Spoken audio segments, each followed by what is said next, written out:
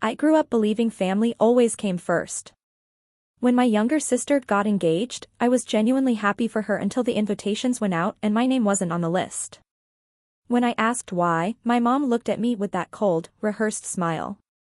"It's better if you don't come, Clara," she said. "You'd ruin the atmosphere." I laughed quietly, pretending it didn't sting. But inside, something broke. They wanted a picture-perfect family without the one person who never fit their mold. So I stayed silent. I didn't argue. I didn't beg.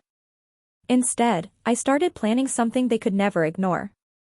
2 months later, while they were still sharing filtered wedding photos online, mine went viral because my wedding guest list wasn't just local. It was global. And when my mother saw who was sitting in the front row, she fainted. My name is Clara and I grew up in a family that looked perfect from the outside. Big house, polished smiles, coordinated Christmas cards. Everything looked like a dream. But underneath, it always felt like I was the extra piece that didn't quite fit the puzzle. My parents, especially my mom, had a soft spot for appearances.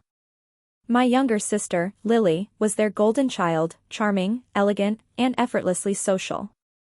I was quieter, focused on my studies and career. Mom used to joke that I was the serious one, though I could always hear the hint of disappointment underneath. Still, I loved them. Every family dinner, every birthday, I showed up with gifts, with effort, with love. I thought that counted for something. But love in our family came with conditions: obedience, conformity, and silence. I learned to smile through discomfort, to pretend things were fine, even when I felt invisible. When Lily got engaged, I told myself this was my chance to make things right, to be part of something beautiful for her. I didn't realize then that it would be the event that finally broke the illusion I had spent my whole life defending. The engagement happened during a family dinner. Lily stood up, beaming, showing off a diamond so large it sparkled even under the dim chandelier light. My parents clapped. Dad looked proud enough to burst. Everyone cheered. Everyone except me. Not because I wasn't happy, but because I was stunned. She hadn't told me. "Clara, aren't you excited?" My mom asked, noticing my silence. "I am," I said quickly, forcing a smile. "Congratulations, Lil. He's perfect for you." Lily hugged me with that sisterly warmth she saved for public moments, whispering, "You'll help me plan, right? You've got such good taste." That small sentence lit something in me. Maybe finally, I could belong. I started drafting ideas, venues, flowers, themes. I even made a Pinterest board that night. But over the next few days, I realized they didn't really need me. Every time I offered something, they'd say, "Oh, we've already chosen." Or, "Lai's fiancé's family has a planner." By the end of the week, my messages in the family chat went unread. I brushed it off, thinking maybe they were busy. But deep down, I could feel the quiet wall building between us. Days turned into weeks, and Lily's wedding talk consumed the family. My mom called me occasionally, but only to tell me about the fittings, the tastings, or the guest list. She never said, "You should come." Still, I tried to stay involved. I sent ideas for table settings, lighting, even a playlist. Each time I got the same polite response, "Thanks, honey, but we've already decided." It wasn't the words that hurt. It was the tone. That soft, dismissive way of pushing me out without saying it directly. I'd sit in my apartment scrolling through family group photos. Lily trying on dresses. Dad shaking hands with her fiancé. Mom crying happy tears. And I wasn't in a single one. When I mentioned it once, Mom said, "Oh, sweetie, you're always working. We didn't want to bother you." I smiled, said it was fine, then went to bed early that night, staring at the ceiling, wondering when I became the outsider in my own family. The next morning, I woke up to find a new family group chat titled Wedding Week. I wasn't in it. I only found out when my cousin accidentally sent me a screenshot. They were planning the bridal brunch, seating arrangements, even joking about how quiet the ceremony would be without Clara's serious energy. That one hit hard. When I texted Mom about it, she replied, "Oh, honey, that's just for logistics. Nothing personal." I wanted to believe her, but logistics somehow included every single family member except me. That night, I muted the group chat I was in, the one they'd stopped using. My phone stayed silent like my place in their lives. Still, I convinced myself it was just bad coordination. Families make mistakes, right? That's what I told myself until the invitations went out. It started when my coworker who knew Lily from social media said casually, "So, when's your flight for the wedding?" My stomach dropped. "What flight?" "Oh, didn't she send you an invite?" The post said its destination. Venice. Venice. My dream city, the one I'd always talked about visiting. That evening, I checked the mailbox again, empty. I called my mom. She picked up after the third ring. "Mom, I didn't get the invitation." There was a pause, then her calm, practiced voice. "Oh, Clara, it's just that the guest list is tight, and Lily's fiancé's family has a lot of relatives." I stayed silent, gripping my phone. She continued softly. "You'll understand, honey. It's better this way." Better for who? I wanted to scream, but instead I whispered, "Sure, Mom. Whatever you think is best." She thanked me for being mature. That word mature sounded like a punishment. A week before the wedding, I went to visit my parents. The house was filled with laughter, dresses, and flowers.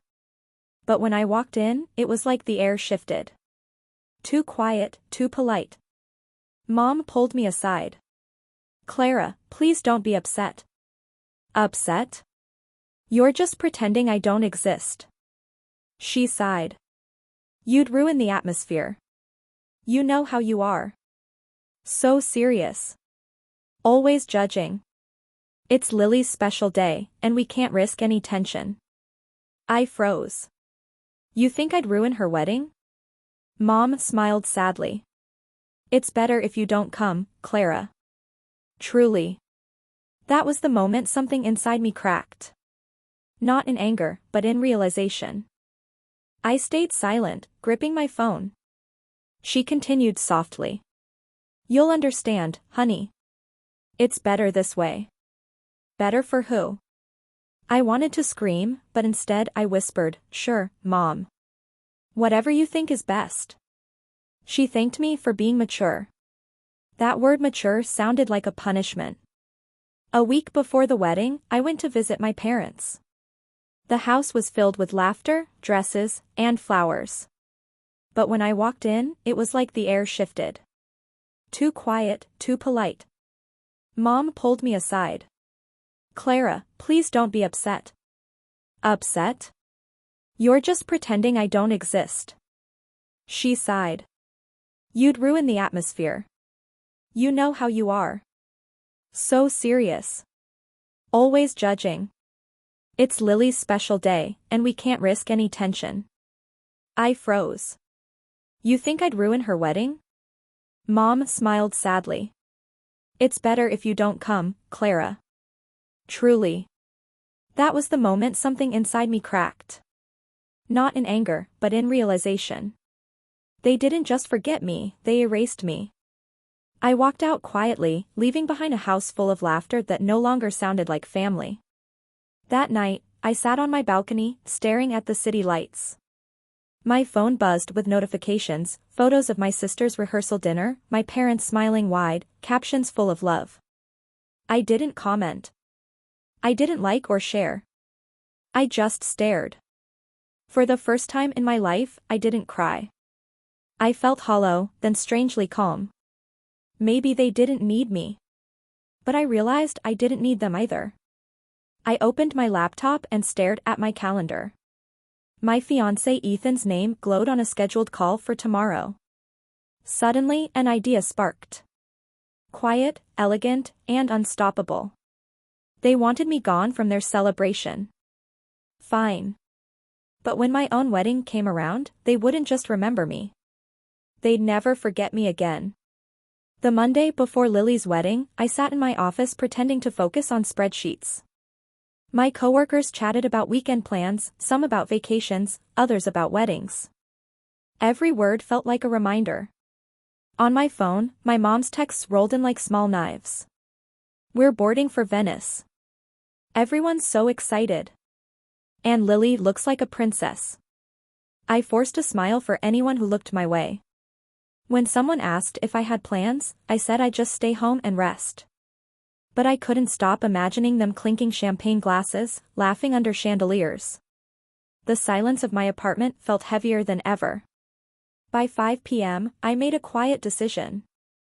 If they didn't see my worth, I'd stop trying to prove it. From now on, I'd move in silence like they taught me. Only this time, silence wouldn't mean surrender. 2 days later, my Instagram feed exploded with photos of Venice. Lily looked breathtaking in lace, standing beside her groom under golden lights. My parents stood proudly, glowing with joy. My cousin tagged everyone. Everyone except me. At first, my chest tightened. Then something in me went still. Mia, my best friend, called that night. "You okay?" she asked softly. "I'm fine," I lied. But as I scrolled through hundreds of pictures, something unexpected happened. I didn't feel jealousy. I felt clarity. I was done being the family's quiet shadow. If they could throw me away so easily, I could build something they could never touch. When I closed the app, I smiled for the first time in days. Not out of happiness, but out of power. When I returned to work, everyone asked, "Didn't your sister just get married? Why weren't you there?" I laughed lightly. "Oh, I was busy with some projects."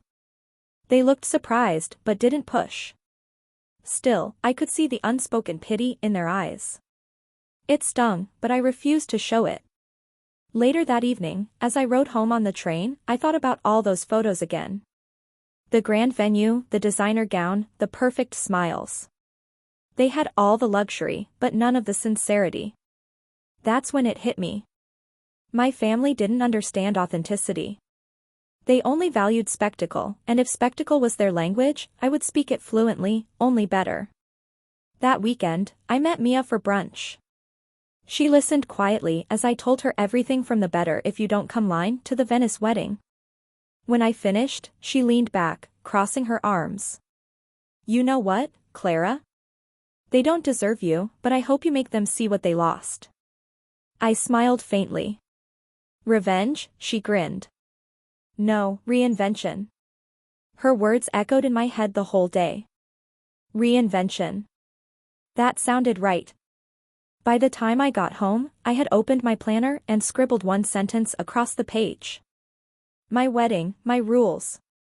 Ethan called that night. "You've been quiet lately," he said softly. "I've been thinking," I replied. "About our wedding," he hesitated. "You mean?" "Yes," I said. "I want to plan it our way. Not small, not quiet. I want it to be everything they thought I didn't deserve," he chuckled. "You want to shock them?" "No," I said smiling. "I want to redefine what family means." For the first time, I didn't feel like the forgotten daughter or the background sister. I felt like someone taking back her narrative. Ethan turned out to be more supportive than I could have hoped. "You've spent your life letting people decide your worth," he told me. "Let's make this wedding about you, about us." We spent evenings researching venues, color palettes, and guest lists. He wanted an intimate beach ceremony. I wanted something grand yet warm. We decided we could have both. He never once mentioned my family. Maybe he knew I wasn't ready. Or maybe he trusted I'd decide when the time was right. I'd never felt this kind of partnership before. Quiet strength standing beside mine. For the first time, I felt like I was building something that belonged entirely to me. 3 months later, our plans were in full motion, but I didn't post a thing.